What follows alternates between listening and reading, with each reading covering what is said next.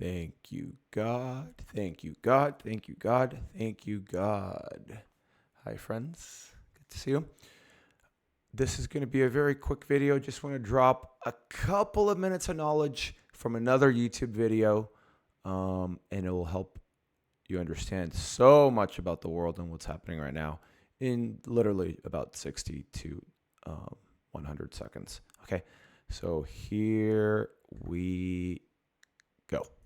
We know that the planet Saturn has a hexagram, a perfect hexagram at its north pole. What very few people know is that this hexagram has been known about by ancient people for as long as history has been recorded. People who did not have telescopes or the technology to view anything outside of the Earth's atmosphere besides the stars. That is quite the paradox. That's what's been on my mind lately about this subject. It is, number one, absolutely impossible for these people to have viewed Saturn, especially the North Pole. Saturn being associated with the black cube, which has direct connection to the hexagon shape, which is a 2D format of the cube, proves to us without a doubt that these people over the centuries from all over the world understood that there was this anomaly at the peak of Saturn. This has led Saturn to be a leading role in astrology and mythology throughout the ages, and even to this day is part of our pop culture. So when you go down the rabbit hole of the Saturn mythology, you get into this Gnosticism, where Saturn is considered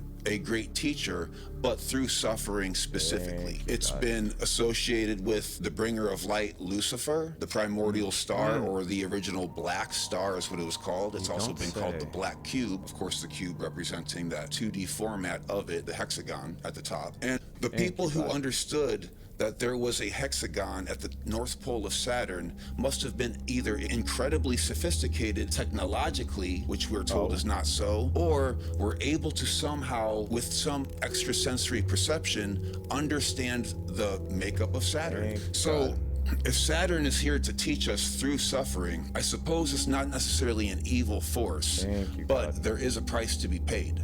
The mythology that ties to Gnosticism. All right, I think that's enough of that.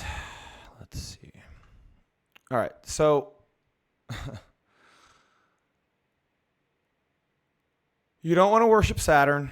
Saturn is the light bringer. It's Lucifer. It's consciousness. Wonderful, fantastic, great. But it's only the Father. You must worship the Son to get to the Father. Otherwise, you're fucked. Otherwise, you get Gaza, Israel, all that bullshit. Blah, blah, blah.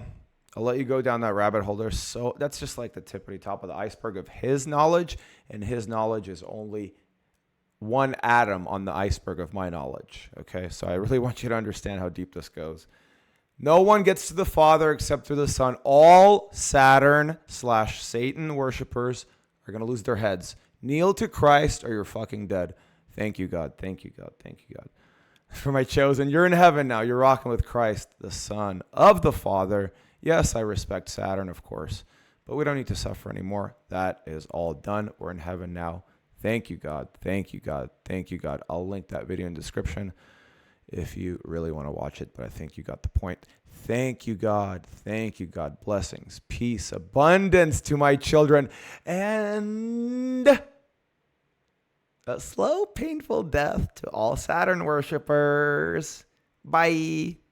Have a great day, guys. Love you. Peace.